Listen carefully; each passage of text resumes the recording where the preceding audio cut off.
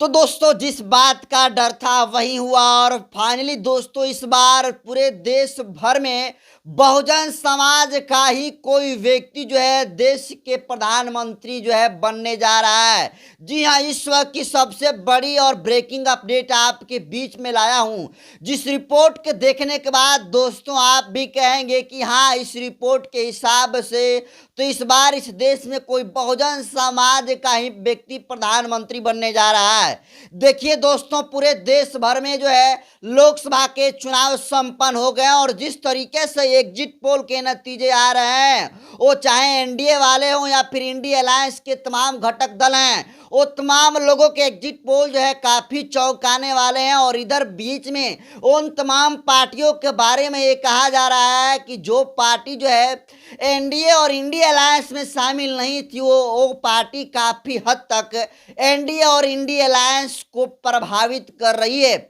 और इस वक्त की सबसे बड़ी अपडेट जो है बहुजन समाज पार्टी के सुप्रीमो बहन कुमारी मायावती जी से रिलेटेड है। दोस्तों, बहन जी इस 2024 लोकसभा के चुनाव में गेम चेंजर बन गई है। और दोस्तों, जिस समीकरण को लेकर आपके बीच में लेकर आया हूं, इस समीकरण से पूरी बात आपको दोस्तों समझाऊंगा, तो आप भी समझ जाएंगे कि अब की बारी जो है देश के केंद्र में जो है बहुजन समाज पार्टी के सुप्रीमो बहन कुमारी मायावती प्रधानमंत्री बनने जा रही है। देखिए, जब बहन कुमारी मायावती को प्रधानमंत्री बनाने की बात बहुत समय पहले से चल रही थी, तो सारे लोग जो है हंस रहे थे।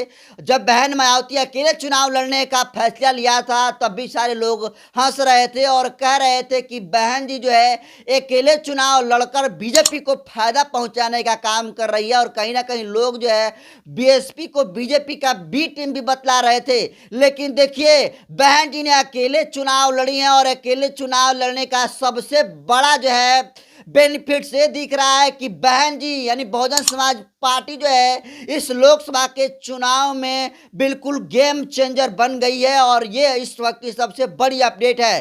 देखिए दोस्तों, इंडिया अलायंस वाले ने अपने गठबंधन में किसी भी तरीके से किसी बड़े दलित चेहरा को शामिल नहीं किया, किसी बड़े मुस्लिम चेहरा को शामिल नहीं किया गया, जिसका सबसे बड़ा जो है नुकसान इंडिया अलायंस वालों को हो रहा है। और अब इंडिया अलायंस वालों को जिस तरीके से दोस्तों एग्जिट पोल आ रहा है, उसके हिसाब से इंडिया अलायंस के तमाम घटक दलों की परेशानियां बढ़ गई है। सबसे पहले दोस्तों, हम पूरी समीकरण आपको बाद में बताऊंगा, उससे पहले आप पूरा डाटा को समझ जाइए और पूरा वीडियो लास्ट तक देखिएगा, तो आपको समझ में आ जाएगा कि किस तरीके से देश के प्रधानमंत्री बहन मायावती जी बनने जा रही हैं।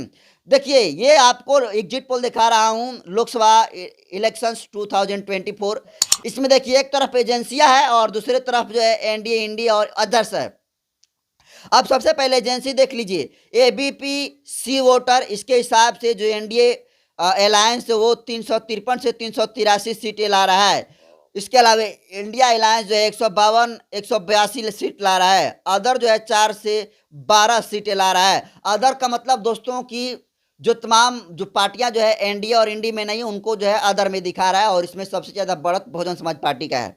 उसके बाद 2 नंबर पर देखिए मैट्रिज है, इसके हिसाब से एनडीए जो है 353 से 368 के बीच में ये सीटें ला रहा है। इसके अलावा इंडिया अलायंस 118 से 133 के बीच में सीट ला रहा है। और अदर जो है 43 यानी 43 से 48 के बीच में सीटें ला रहे हैं। इसके अलावा दोस्तों पी मार्क्यू जो है ये एजेंसी है, इसके हिसाब से इंडिया अलायंस 359 सीटें ला रहा है, जबकि इंडिया अलायंस 154 सीटें और अदर जो है 30 सीटें ला रहे हैं।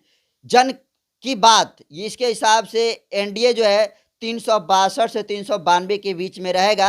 वहीं जो है इंडिया अलायंस वाले के बारे में जन की बात का ये है कि 141 से 161 के बीच में इनका सीटें रहेगी। अदर जो है 10 से 20 के बीच में रहेंगे। डी डायनेमिक्स जो न्यूज एजेंसी है, इसके हिसाब से एनडीए 371 सीट लाएगा और इंडिया अलायंस 125 और अदर 47।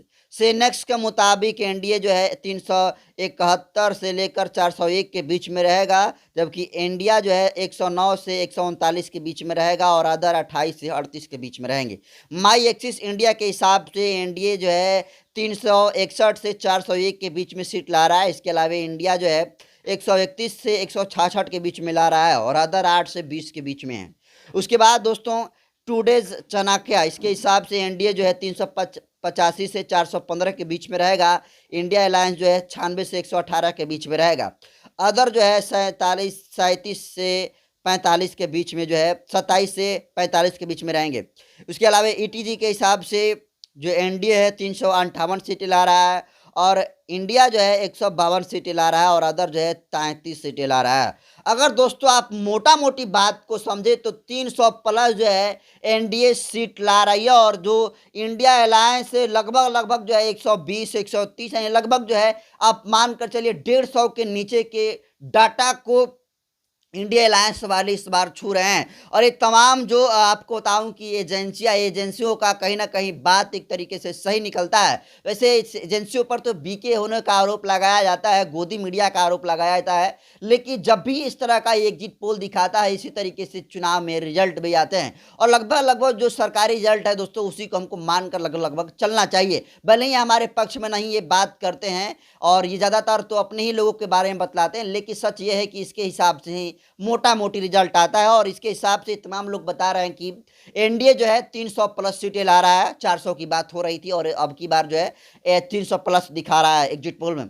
इंडिया के लगभग जो है लोग 120 130 यानी अंडर 150 के ही बात कर रहे हैं। और इसके बीच में देखिए अगर इसके हिसाब से इन तमाम एजेंसियों के हिसाब से अगर बात करें तो केंद्र में भाजपा की सरकार बनने जा रही है, एनडीए अलायंस की सरकार बनने जा रही है। लेकिन देखिए जिस तरीके से 150 के बीच में या इंडिया अलायंस वालों को सिमटता हुआ दिखाया जा रहा है, उसके हिसाब से आपको बता दूं कि देखिए इंडिया अलायंस वाले के हाथ में सिर्फ और सिर्फ यही विकल्प है, यही अल्टरनेट है कि देखिए बहन जी जो अदर सीटों में दिखा रहा है दोस्तों की अदर सीटों में 4 से 15 से 20 वो सीटें किसकी है? वो सीटें जो है बहुजन समाज पार्टी की है और बहुजन समाज पार्टी जो है इस बार अच्छी खासी जो है सीट लाने वाली है। देखिए दोस्तों उत्तर प्रदेश में लगभग 80 लोकसभा की सीटें हैं और 80 लोकसभा सीटों पर बहन जी की जो पार्टी बहुजन समाज पार्टी है दमखम के साथ चुनाव लड़ी और ये कहा जा रहा है कि लगभग 13 से 14 यानी 15 के लगभग सीटें कहा जा रहा है कि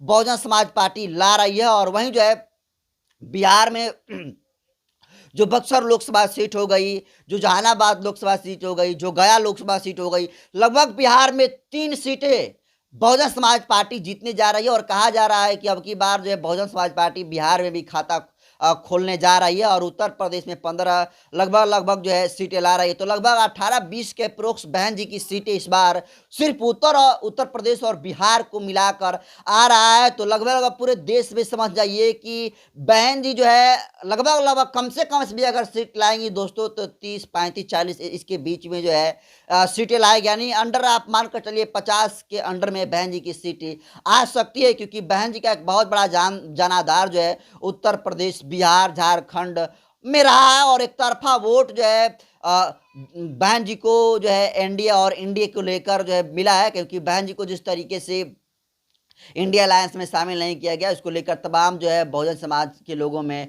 दलित मुस्लिम समाज के लोगों में, तमाम बैकवर्ड क्लास के लोगों में नाराजगी थी और इसको लेकर तमाम लोगों ने बहुजन समाज पार्टी पर भरोसा जताया है, बहन जी पर भरोसा जताया है। और देखिए इंडिया अलायंस वालों को सीट की कमी होगी, अब की बार जो है केंद्र में इंडिया अलायंस की सरकार बनने जा रही है और ये तभी इंडिया अलायंस की केंद्र में सरकार बनेगी जब उनके साथ बहुजन समाज पार्टी जो है अलायंस करेगी। क्योंकि देखिए जिस तरीके से कम सीटें जो है एग्जिट पोल में इंडिया अलायंस वालों की आ रही है उसके हिसाब से सत्ता से बेदखल इंडिया अलायंस वाले हो रहे हैं, लेकिन बहन जी इनके साथ शामिल हो जाएंगी तो निश्चित तौर पर ये लोग जो है केंद्र की सत्ता में हो जाएंगे। और दोस्तों इस चुनाव में बहन जी गेम चेंजर बन गई है और देखिए तमाम इंडिया अलायंस के तमाम जो है घटक दल हैं, तमाम बड़े नेता बहन जी से अप्रोच कर रहे हैं कि आप जो है अभी भी आ जाइए क्योंकि जिस तरीके से एग्जिट पोल के नतीजे आ रहे हैं उसके हिसाब से एनडीए की जो है बढ़त स्थिति में दिखाया जा रहा है और बहुजन समाज पार्टी की अंडर 50 के अंदर जो है सीटें पूरे देश भर से निकल रही है।